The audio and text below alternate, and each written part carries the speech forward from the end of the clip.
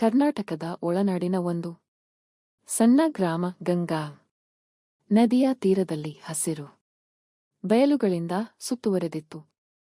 ಈ ಗ್ರಾಮದ ಹೆಸರು ಸುಗಂಧಪುರ.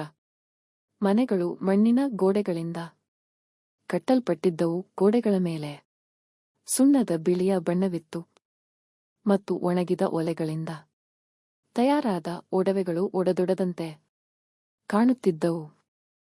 ಮುಂಜಾನೆಯಲ್ಲಿ ಚಿಲಿಪಿಲಿಯಂತೆ ಕೂಗುವ ಹಕ್ಕಿಗಳ ಶಬ್ದ, ಗಾಳಿಯಲ್ಲಿ ತೇವಾಂಶದಿಂದ ಕೂಡಿದ ತಂಗಾಳಿ ಮತ್ತು ಸಂಜೆಯ ಸೂರ್ಯಾಸ್ತದ ಕೆಂಪು ಕಿತ್ತಳೆ ಬಣ್ಣಗಳು ಈ ಗ್ರಾಮಕ್ಕೆ ಒಂದು ಕಾವ್ಯಾತ್ಮಕ ಸೌಂದರ್ಯವನ್ನು ನೀಡುತ್ತಿದ್ದವು. ಗ್ರಾಮದ ಜನರು ಸಾಂಪ್ರದಾಯಿಕ ಜೀವನವನ್ನು ನಡೆಸುತ್ತಿದ್ದರು, ಕೃಷಿಯಿಂದ ಜೀವನ ಸಾಗಿಸುತ್ತಿದ್ದರು ಮತ್ತು ಕುಟುಂಬದ ಬಂಧನಗಳನ್ನು ಗೌರವಿಸುತ್ತಿದ್ದರು. ಈ ಗ್ರಾಮದಲ್ಲಿ ವಾಸಿಸುತ್ತಿದ್ದರು ರಾಮಯ್ಯನ ಕುಟುಂಬ.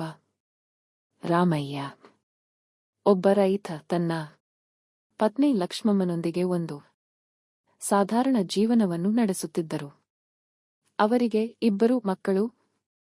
ಹಿರಿಯ ಮಗಳು ಸುಮಾ, ವಯಸ್ಸು 27, ಮತ್ತು ಚಿಕ್ಕವನಾದ ತಮ್ಮ ರಾಜು, ವಯಸ್ಸು 19. ಸುಮಾ ಗ್ರಾಮದ ಶಾಲೆಯಲ್ಲಿ ಶಿಕ್ಷಕಿಯಾಗಿ ಕೆಲಸ ಮಾಡುತ್ತಿದ್ದಳು, ಆದರೆ ಇನ್ನೂ ಮದುವೆಯಾಗಿರಲಿಲ್ಲ. ರಾಜು ಕಾಲೇಜಿಗೆ ಹೋಗುತ್ತಿದ್ದನು ಮತ್ತು ತಂದೆಗೆ ಹೊಲದಲ್ಲಿ ಸಹಾಯ ಮಾಡುತ್ತಿದ್ದನು. ಸುಮಾ ಒಬ್ಬ ಸುಂದರ ಹುಡುಗಿ. ಅವಳ ಮುಖದಲ್ಲಿ ಒಂದು ಮೃದುವಾದ ಹೊಳಪು ಇತ್ತು, ಅದು ಚಂದ್ರನ ಬೆಳಕಿನಂತೆ ಕಾಣುತ್ತಿತ್ತು. ಕಣ್ಣುಗಳು ಕಪ್ಪು, ಆಳವಾದವು, ಒಂದು ರಹಸ್ಯವನ್ನು ಹೊತ್ತಿರುವಂತೆ ಭಾಸವಾಗುತ್ತಿದ್ದವು. ಅವಳ ಕೂದಲು ಉದ್ದವಾಗಿ ಕಪ್ಪು ಮೇಘಗಳಂತೆ ತೇಲಾಡುತ್ತಿತ್ತು, ಗಾಳಿಯಲ್ಲಿ ಸೌಮ್ಯವಾಗಿ ತೂಗಾಡುತ್ತಿದ್ದವು. ಅವಳ ದೇಹದ ರಚನೆಯನ್ನು ವರ್ಣಿಸಿದರೆ ಅವಳ ಕೈಗಳು ಮೃದುವಾದ ಕಮಲದ ಎಸಳಿನಂತೆ ತೆಳುವಾದ ರೇಖೆಗಳಿಂದ ಕೂಡಿದ್ದವು, ನದಿಯ ಅಲೆಗಳಂತೆ ಸೌಮ್ಯವಾಗಿ ತೇಲಾಡುವಂತೆ. ಅವಳು ಧರಿಸುತ್ತಿದ್ದ ಹಸಿರು ಸೀರೆ ಚಿನ್ನದ ಜರಿಯಿಂದ ಅಲಂಕೃತವಾಗಿತ್ತು, ಅದು ಅವಳ ರೂಪವನ್ನು ಮತ್ತಷ್ಟು ಹೆಚ್ಚಿಸುತ್ತಿತ್ತು. ಅವಳ ನಡಿಗೆ ಒಂದು ಕಾವ್ಯದಂತೆ ಗ್ರಾಮದ ಜನರ ಕಣ್ಣುಗಳನ್ನು ಸೆಳೆಯುತ್ತಿತ್ತು. 27 ವರ್ಷದ ಸುಮಾ ತನ್ನ ಜೀವನದಲ್ಲಿ ಒಂದು ಖಾಲಿ ಜಾಗವನ್ನು ಅನುಭವಿಸುತ್ತಿದ್ದಳು. ಗ್ರಾಮದಲ್ಲಿ ಸರಿಯಾದವರನು ಸಿಗದೇ ಇದ್ದುದರಿಂದ ಅವಳ ಮನಸ್ಸು ಪ್ರೇಮದ ಕನಸುಗಳಲ್ಲಿ ತೇಲಾಡುತ್ತಿತ್ತು. ಆಕೆಯ ಸ್ನೇಹಿತರು ಒಬ್ಬೊಬ್ಬರಾಗಿ ಮದುವೆಯಾಗಿ ತಮ್ಮ ಕುಟುಂಬವನ್ನು ಕಟ್ಟಿಕೊಂಡಿದ್ದರು, ಆದರೆ ಸುಮಾಳ ಜೀವನ ಒಂಟಿಯಾಗಿತ್ತು. ಆಕೆಯ ಒಳಗಿನ ಭಾವನೆಗಳು ಉಕ್ಕಿ ಹರಿಯುತ್ತಿದ್ದವು, ಒಂದು ಆಂತರಿಕ ಹಸಿವು ಅವಳನ್ನು ಕಾಡುತ್ತಿತ್ತು. ರಾತ್ರಿಗಳಲ್ಲಿ ತನ್ನ ಕೋಣೆಯಲ್ಲಿ ಒಂಟಿಯಾಗಿ ಕುಳಿತು ಆಕೆ ತನ್ನ ಭವಿಷ್ಯದ ಬಗ್ಗೆ ಯೋಚಿಸುತ್ತಿದ್ದಳು. ನನಗೆ ಒಬ್ಬ ಸಂಗಾತಿ ಸಿಗಬಾರದೇಕೆ ಎಂದು ಆಕೆ ತನ್ನನ್ನು ತಾನೇ ಕೇಳಿಕೊಳ್ಳುತ್ತಿದ್ದಳು. ರಾಜು 19 ವರ್ಷದ ಯುವಕ ತನ್ನ ಅಕ್ಕನನ್ನು ತುಂಬಾ ಪ್ರೀತಿಸುತ್ತಿದ್ದನು. ಚಿಕ್ಕಂದಿನಿಂದಲೂ ಅವರು ಒಟ್ಟಿಗೆ ಆಟವಾಡಿದ್ದರು, ನದಿಯ ತೀರದಲ್ಲಿ ಓಡಾಡಿದ್ದರು ಮತ್ತು ಗ್ರಾಮದ ಮರದ ಕೆಳಗೆ ಕುಳಿತು ಕತೆಗಳನ್ನು ಹೇಳಿಕೊಂಡಿದ್ದರು. ರಾಜು ಒಬ್ಬ ಉತ್ಸಾಹಿ ಯುವಕ, ಆದರೆ ಜೀವನದ ಅನುಭವಗಳ ಬಗ್ಗೆ ಇನ್ನೂ ಸಂಪೂರ್ಣವಾಗಿ ತಿಳಿದಿರಲಿಲ್ಲ. ಅವನ ಕಣ್ಣುಗಳು ತಮ್ಮದೇ ಆದ ಮಿಂಚಿನಿಂದ ಕೂಡಿದ್ದವು ಮತ್ತು ಅವನ ನಗು ಗ್ರಾಮದ ಜನರಿಗೆ ಸಂತೋಷವನ್ನು ತಂದುಕೊಡುತ್ತಿತ್ತು. ಒಂದು ಸಂಜೆ ಸೂರ್ಯಾಸ್ತದ ಸಮಯದಲ್ಲಿ ಸುಮಾ ಮತ್ತು ರಾಜು ಗ್ರಾಮದ ಹೊರಗಿನ ಬಯಲಿನಲ್ಲಿ ನಡೆಯುತ್ತಿದ್ದರು. ಗಾಳಿಯಲ್ಲಿ ಒಂದು ತಂಪಾದ ಸ್ಪರ್ಶ ಇತ್ತು ಮತ್ತು ಹಸಿರು ಗಿಡಗಳು ಗಾಳಿಯ ಲಯಕ್ಕೆ ತಕ್ಕಂತೆ ಅಲ್ಲಾಡುತ್ತಿದ್ದವು. ನದಿಯ ನೀರು ಮೃದುವಾಗಿ ಹರಿಯುತ್ತಿತ್ತು. ಅದರ ಶಬ್ದ ಒಂದು ಸಂಗೀತದಂತೆ ಕೇಳಿಸುತ್ತಿತ್ತು. ಸುಮಾ ತನ್ನ ತಮ್ಮನ ಕೈಯನ್ನು ಹಿಡಿದು, ರಾಜು, ನೀನು ಈಗ ದೊಡ್ಡವನಾಗಿದ್ದೀಯಾ. ಆದರೆ ನನ್ನ ಜೀವನದಲ್ಲಿ ಒಂಟಿತನವಿದೆ. ನನಗೆ ಒಬ್ಬ ಸಂಗಾತಿ ಸಿಗಲಿಲ್ಲ. ನನ್ನ ಮನಸ್ಸು ಏಕಾಂತದಲ್ಲಿ ತೇಲಾಡುತ್ತಿದೆ ಎಂದು ಭಾವುಕವಾಗಿ ಹೇಳಿದಳು.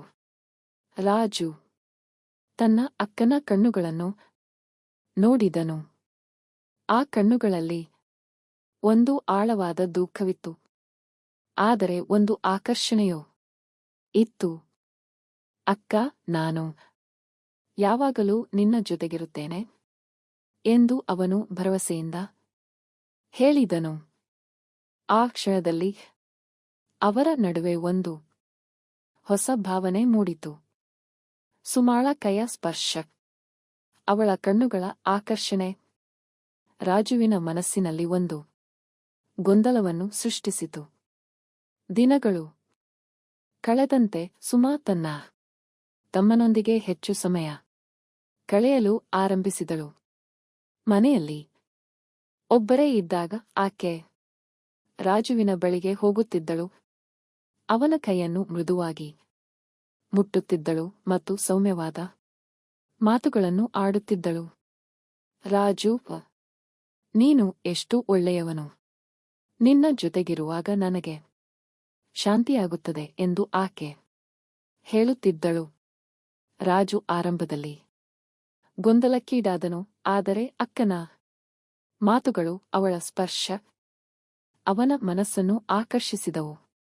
ಒಂದು ರಾತ್ರಿ ಗ್ರಾಮದ ಮೇಲೆ ಭಾರೀ ಮಳೆ ಸುರಿಯಿತು. ಗಾಳಿಯ ಶಬ್ದ, ಮಳೆಯ ಶಬ್ದ. ಮನೆಯ ಹಿಂಭಾಗದಲ್ಲಿ ಒಂದು ಸಣ್ಣ ಕೊಟ್ಟಿಗೆಯಲ್ಲಿ ಸುಮಾ ಮತ್ತು ರಾಜು ಸೇರಿದರು.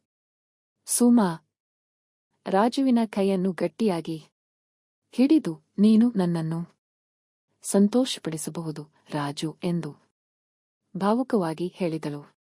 ಅವರ ಭಾವನೆಗಳು ಉಕ್ಕಿ ಹರಿದವು. ಅವರು ಒಟ್ಟಿಗೆ ಕೆಲಸ ಮಾಡಿದರು, ಸಂತೋಷವಾದ ಕ್ಷಣಗಳನ್ನು ಅನುಭವಿಸಿದರು. ಆ ಕ್ಷಣಗಳು ಒಂದು ಕನಸಿನಂತೆ ಕಾಣುತ್ತಿದ್ದವು. ದಿನಗಳು ಕಳೆದಂತೆ ಅವರ ಸಂಬಂಧ ಗುಪ್ತವಾಗಿತ್ತು. ಕುಟುಂಬದ ಯಾರಿಗೂ ತಿಳಿಯಲಿಲ್ಲ. ಆದರೆ ರಾಜುವಿನ ಮನಸ್ಸಿನಲ್ಲಿ ಒಂದು ತಪ್ಪಿನ ಭಾವನೆ ಮೂಡಿತು.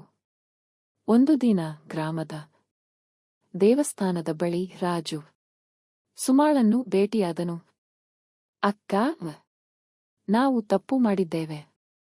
ಕುಟುಂಬದ ಬಂಧನವನ್ನು ಮೀರಬಾರದಿತ್ತು ಎಂದು ಅವನು ದುಃಖದಿಂದ ಹೇಳಿದನು. ಸುಮಾ ಕೂಡ ತನ್ನ ಒಳಗಿನ ಹಸಿವಿನಿಂದಾಗಿ ಕುಟುಂಬದ ಮರ್ಯಾದೆಯನ್ನು ಮೀರಿದ್ದಕ್ಕೆ ಪಶ್ಚಾತ್ತಾಪಪಟ್ಟಳು. ನಾನು ನನ್ನ ಭಾವನೆಗಳಿಗೆ ಬಲಿಯಾದೆ ರಾಜು, ಇದು ತಪ್ಪಾಯಿತು ಎಂದು ಆಕೆ ಕಣ್ಣೀರಿನೊಂದಿಗೆ ಹೇಳಿದಳು. ಅವರು ತಮ್ಮ ಸಂಬಂಧವನ್ನು ಮುರಿದರು. ಸುಮಾ ತನ್ನ ಜೀವನವನ್ನು ಹೊಸ ದಿಕ್ಕಿನಲ್ಲಿ ಕೊಂಡೊಯ್ಯಲು ನಿರ್ಧರಿಸಿದಳು. ಆಕೆ ಗ್ರಾಮದ ಶಾಲೆಯಲ್ಲಿ ತನ್ನ ಕೆಲಸಕ್ಕೆ ಹೆಚ್ಚಿನ ಗಮನ ಕೊಟ್ಟಳು ಮತ್ತು ಮಕ್ಕಳಿಗೆ ಶಿಕ್ಷಣದ ಮೂಲಕ ಒಂದು ಒಳ್ಳೆಯ ಭವಿಷ್ಯವನ್ನು ಕೊಡಲು ಪ್ರಯತ್ನಿಸಿದಳು. ರಾಜು ಕಾಲೇಜಿನಲ್ಲಿ ತನ್ನ ಓದಿನ ಮೇಲೆ ಗಮನ ಕೇಂದ್ರೀಕರಿಸಿದನು ಮತ್ತು ತನ್ನ ತಂದೆಗೆ ಹೊಲದಲ್ಲಿ ಸಹಾಯ ಮಾಡುವುದನ್ನು ಮುಂದುವರೆಸಿದನು. ಕುಟುಂಬದ ಬಂಧನಗಳು ಪವಿತ್ರವಾದವು. ಭಾವನೆಗಳ ಉಕ್ಕಿನಿಂದಾಗಿ ಈ ಬಂಧನಗಳನ್ನು ಮೀರಿದಾಗ ಅದು ಕೇವಲ ಪಶ್ಚಾತ್ತಾಪವನ್ನು ತರುತ್ತದೆ. ಪ್ರೇಮವನ್ನು ಸರಿಯಾದ ದಾರಿಯಲ್ಲಿ ಸಮಾಜದ ಮರ್ಯಾದೆಯ ಒಳಗೆ ಹುಡುಕಬೇಕು. ತಪ್ಪುಗಳಿಂದ ಕಲಿಯುವುದು ಜೀವನದ ಒಂದು ಭಾಗವಾಗಿದೆ. ಆದರೆ ಆ ತಪ್ಪುಗಳನ್ನು ಸರಿಪಡಿಸಿಕೊಂಡು ಮುಂದೆ ಸಾಗುವುದು ಒಂದು ಒಳ್ಳೆಯ ಜೀವನದ ಗುರಿಯಾಗಿರಬೇಕು. ಈ ಕತೆ ನಿಮಗೆ ಇಷ್ಟವಾಯಿತೆ? ದಯವಿಟ್ಟು ಲೈಕ್ ಮಾಡಿ, ಸಬ್ಸ್ಕ್ರೈಬ್ ಮಾಡಿ ಮತ್ತು ಬೆಲ್ ಐಕಾನ್ ಅನ್ನು ಪ್ರೆಸ್ ಮಾಡಿ. ಹೆಚ್ಚಿನ ರೊಮ್ಯಾಂಟಿಕ್ ಮತ್ತು ಭಾವನಾತ್ಮಕ ಕಥೆಗಳಿಗಾಗಿ ನಿಮ್ಮ ಕಾಮೆಂಟ್ಗಳಲ್ಲಿ ಈ ಕಥೆಯ ಬಗ್ಗೆ ನಿಮ್ಮ ಅಭಿಪ್ರಾಯವನ್ನು ತಿಳಿಸಿ.